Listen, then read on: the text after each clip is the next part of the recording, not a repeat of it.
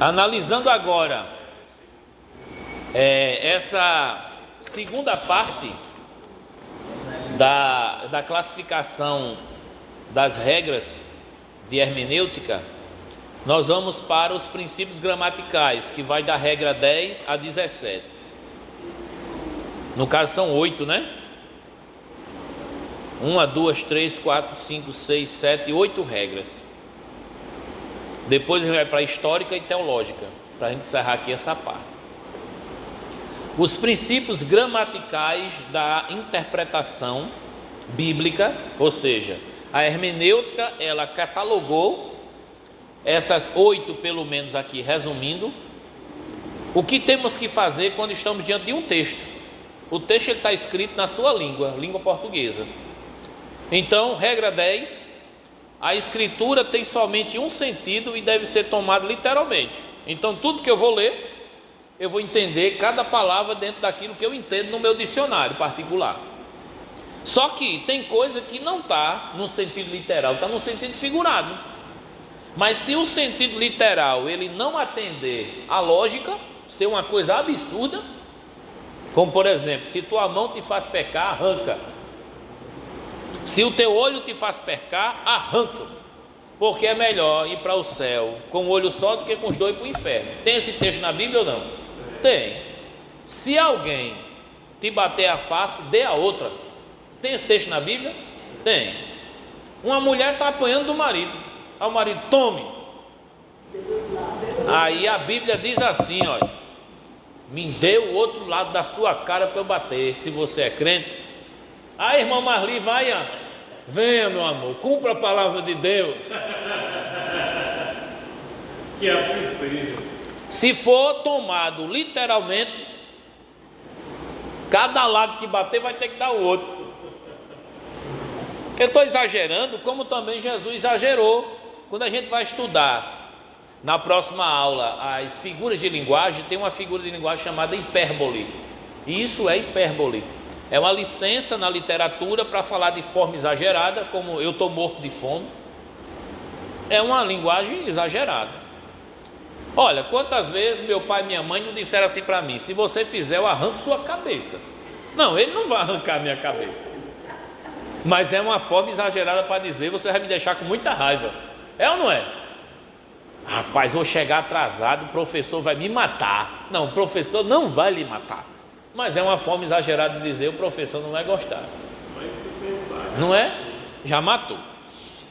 Regra 11: interprete as palavras no sentido que tinha no tempo do autor. Isso aqui é fenomenal.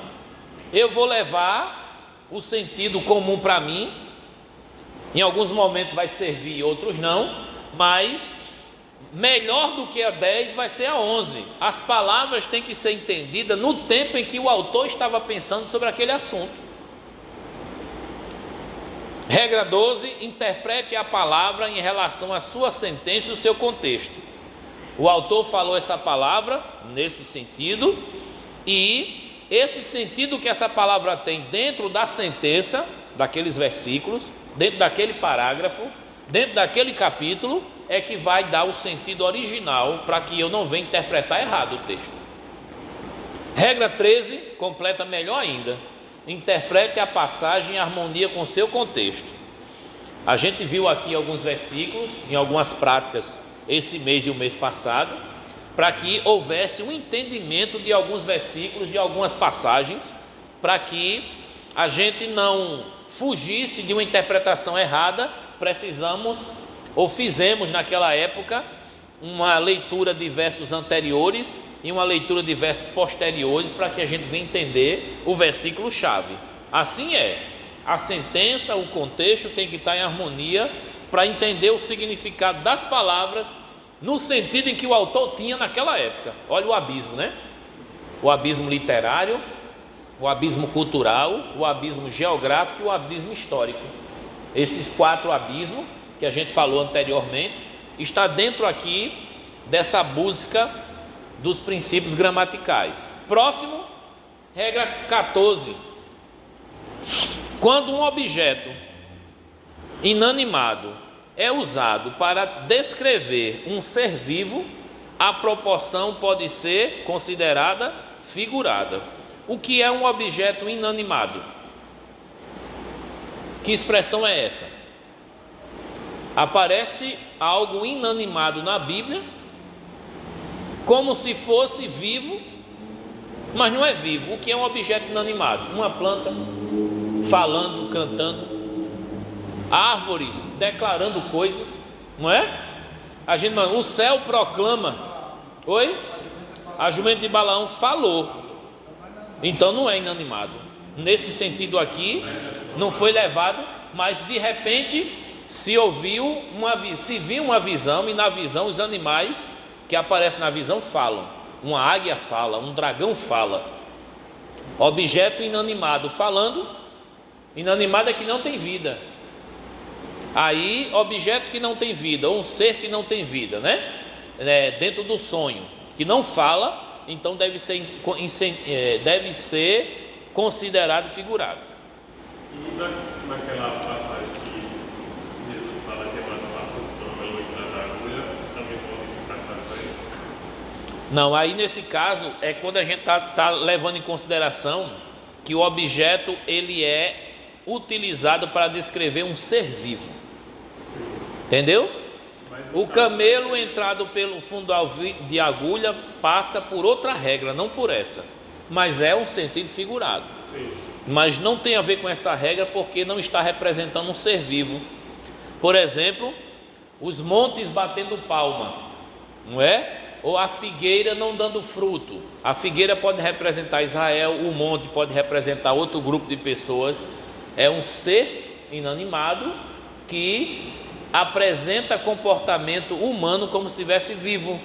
E aí essa linguagem ele aparece muito na literatura hebraica. E a gente precisa sempre considerar objeto inanimado, descrevendo o ser vivo, como figurado. Isso está prefigurando o quê? Qual o significado disso no sentido simbólico? E aí a gente vai encontrar resposta. Regra 15. Quando uma expressão não caracteriza a coisa descrita, a proporção pode ser considerada figurada. Mais uma coisa no sentido figurado. Agora a gente aproveita o teu exemplo. Um camelo passar no fundo da agulha não faz sentido. Então está se falando no sentido figurado. E aí, voltando para a cultura da época, fundo da agulha era um lugar. Não está se referindo a um animal passando numa agulha de costurar como a gente entende hoje. O fundo da agulha, na cultura judaica, todo mundo daquela época entenderia assim. Está vendo aquela portinha estreita que só passa uma pessoa para entrar em Jerusalém? Como é o nome daquela porta? Fundo da agulha, de tão curto que é. Quando uma pessoa chega no camelo, o que é que faz? A pessoa passa e o camelo vai por outra direção, ou fica ali.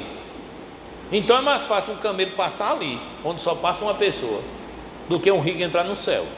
O que Jesus está usando? Uma coisa praticamente impossível, é um rico entrar no céu. A lógica é como se fosse um ditado popular na época. Fulano vai casar com fulano, vai. Nada é mais fácil um camelo passar no fundo da agulha. Era uma linguagem de que era uma coisa impossível. É mais fácil a cobra fumar e o jacaré chupar manga, não é? Isso é conversa para boi dormir. A irmã está entendendo, a irmã Fátima. Não está entendendo? Mas vai ficar dizendo não entendo, não entendo, não entendo? Não vai fazer isso, né? Então, quando uma expressão não considera bem a coisa descrita, então, olha, rapaz, isso é num sentido figurado, só pode. Se for pegar isso aí de forma literal, diz a mulher seja submissa a seu marido em tudo. É literal ou é figurado? Só pode ser? Depende do desejo. Depende do desejo, né? Regra 16. As principais partes e figuras de uma parábola representam certas realidades. Considere somente essas partes, essas principais partes e figuras, quando estiver tirando conclusões. Isso aqui é um fato muito importante. Nós temos mais de 30 parábolas na Bíblia. E essas parábolas, elas são feitas para dar uma lição. Se concentra aqui. Essa lição, ela não vai ser tirada de cada coisa citada, de cada pessoa que aparece na parábola, senão a parábola ela deixa de ser parábola para ser uma alegoria, não é mais parábola. E aí há uma necessidade de olhar para a parábola e entender qual é a moral da história, e não o que cada coisa que aparece na parábola prefigura. A gente vai pegar a parábola do bom samaritano. A parábola do bom samaritano aparece vários personagens, aparece várias situações. Vamos lá. Primeiro personagem que aparece é o quê? Um homem que vai de Jerusalém para Jericó. Aparece um homem, aparece Jerusalém, aparece Jericó. Esse homem representa o quê? Na parábola. Jericó representa o quê? Jerusalém representa o quê? O caminho entre eles representa o quê? Tem gente que vai atrás disso. Entendeu o que eu estou dizendo? Aí o homem é assaltado. Esse assalto representa o quê? O homem cai semi-morto. Esse cair semi-morto representa o quê? Você que está desviado. Você que está no meio do caminho e não sabe se vai para frente ou vai para trás, se vai para Jericó ou Jerusalém. Jericó é o mundo. Jerusalém é a igreja. E você está no meio do caminho, vem um inimigo. Tem gente que vai atrás da parábola assim. Fica criando o significado que Jesus não deu. Mas essa parábola só tem uma explicação e mais nenhuma outra. E qual é a explicação da parábola? A pergunta que foi feita a Jesus quando ele falou a respeito de amar a Deus e amar o próximo. Aí alguém perguntou: quem é o meu próximo? Aí Jesus conta essa história. Então essa história é para a gente entender o que é o próximo. O amor ao próximo. Não tem nada a ver com Jerusalém, não tem nada a ver com Jericó. Mas ele não escolheu Jerusalém para Jericó aleatoriamente. Realmente nessa região, segundo alguns estudiosos da cultura judaica, havia realmente grandes assaltos lá. É como se estivesse falando de Mandacaru, né? Como se estivesse falando de alguns lugares assim, né? Bahia, lá no Mutirão, que está acontecendo uns negócios estranhos lá, né? No Rio do Meio, né? Está acontecendo algumas coisas lá, porque é de fase, né? É de fase. Voltando, né? O camarada, ele usa óleo, o camarada, ele usa a hospedaria, ele paga, vai de viagem e volta. Se tiver precisando, eu vou restituir. Aí Jesus pergunta: vocês acham quem foi o próximo daquele que foi assaltado? Isso é aquele que usou de misericórdia com ele. Aí Jesus diz: então faça você o mesmo. Qual é a moral da história? Faça o mesmo. O resto é tudo invenção. Então a parábola, ela sempre vai ter a moral da história. Quando eu olho uma parábola, pergunto: qual é a moral da história? A moral da história pode estar no início da parábola e pode estar no final. O contexto vai dizer o significado do texto. Eu estou ajudando? Precisamos demais que a gente abra a cabeça para os tipos de texto e como estudar cada um. Regra de número 15. Quando uma expressão não caracteriza... Já foi, não foi? 16 já foi, né? Agora 17, obrigado. Interprete as palavras dos profetas no seu sentido comum. Aí está falando agora da literatura profética. No sentido comum, literal e histórico. Então eu vou ler como se estivesse lendo um texto para mim. A não ser que o contexto ou a maneira como se cumpriram indique claramente que tem sentido simbólico. Tem texto que é uma palavra direta e clara: faça isso, não faça isso, faça isso, não faça isso. Mas tem texto que tem uma linguagem totalmente voltada para aquela época ou simbólica. O cumprimento delas pode ser por etapa, cada cumprimento sendo uma garantia daquilo que há de seguir. Tem profecias do Antigo Testamento que se cumpriram no Novo, mas tem profecia do Antigo Testamento que ainda não se cumpriu, principalmente referindo-se a Israel. É o que dizem: ou tudo se cumpriu em Israel no Novo Testamento quando Jesus chegou, ou temos algumas coisas para poder explicar. Quando diz que Israel um dia vai herdar a terra, isso significa o quê? Será que Deus tem um plano para um grupo de pessoas chamado Israel e Deus tem outro plano para outro grupo de pessoas chamado igreja? Se ele tem, então ele tem dois povos e dois planos.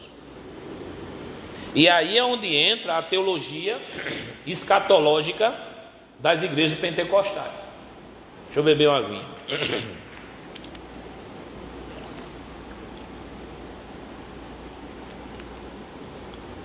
As igrejas pentecostais, elas entendem que o plano de Deus para Israel não se cumpriu ainda. Por isso que toda a guerra que acontece lá, eles não se perdem, não se destrói. Deus está preservando, porque ainda tem uma promessa para se cumprir. O povo de Israel vão se converter quando o Messias voltar. É isso que eles entendem. Por causa de muitas profecias ainda do Antigo Testamento que não se cumpriram. Mas essa parte das profecias, elas são uma das partes mais difíceis de ser interpretada. Porque a profecia está lá, no capítulo X, e se eu pego a profecia só porque fala do assunto que eu estou estudando, e eu não estudo o livro todo para entender em que parte essa profecia vai se encaixar, eu crio problema. Eu já vi muita gente pregando o Vale do Osso Seco como se fosse algo para a igreja hoje. Mas o Vale de Osso Seco é uma mensagem para Israel. Desce a casa do olheiro, uma mensagem aplicando para a igreja. Tipo, vamos para a igreja orar. Descer a casa do olheiro é isso. Deus manda dizer para a irmã que desça mais a casa do olheiro. A irmã, o que é isso? Entendeu o que eu estou dizendo? Outra mensagem para o rei Ezequias: põe em ordem a tua casa, porque morrerás e não viverás. Foi dito para quem? O rei Ezequias, só uma vez na história da humanidade. Uma pessoa pegar um negócio desse e sair dizendo aleatoriamente. Você percebe pessoas usando muita expressão, esse que eu te digo, esse que eu te digo. Pode falar. A respeito dessa palavra que foi profeta de Ezequias, a gente pode tirar uma lição pessoal, mas pode dizer que Deus disse para a gente fazer isso. Não são as palavras literalmente dirigidas a uma pessoa hoje, mas o que é que a gente aprende na história de Ezequias, nessa relação da profecia de Isaías, que veio falando com ele, que a vida do crente, ela é determinada por Deus, de que Deus pode acrescentar mais algum tempo, do jeito que fez lá. Deus pode não significa Deus vai. Deus disse para ele não significa está dizendo para você. Então está na Bíblia não é a mesma coisa que a Bíblia está mandando fazer. Quem está entendendo diga eita. O cumprimento de algumas profecias pode ser por etapa? Pode. Como aconteceram com as 70 semanas de Daniel, foi por etapa. Algumas profecias podem acontecer, dizem alguns estudiosos das profecias, em dois planos. Um plano histórico, como aconteceu com Antíoco Epifânio. A profecia de Daniel disse que o templo seria profanado e nas asas da abominação viria o assolador. E esse assolador e essa abominação aconteceu no período interbíblico, no tempo dos Macabeus, com Antíoco Epifânio, o homem que profanou o templo de Zorobabel, que é o segundo templo. O primeiro foi o templo de Salomão.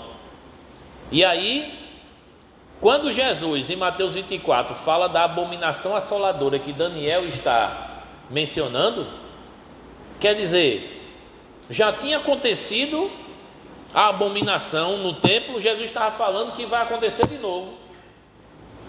E aí acontece no templo de Jerusalém, o templo de Herodes, o terceiro templo.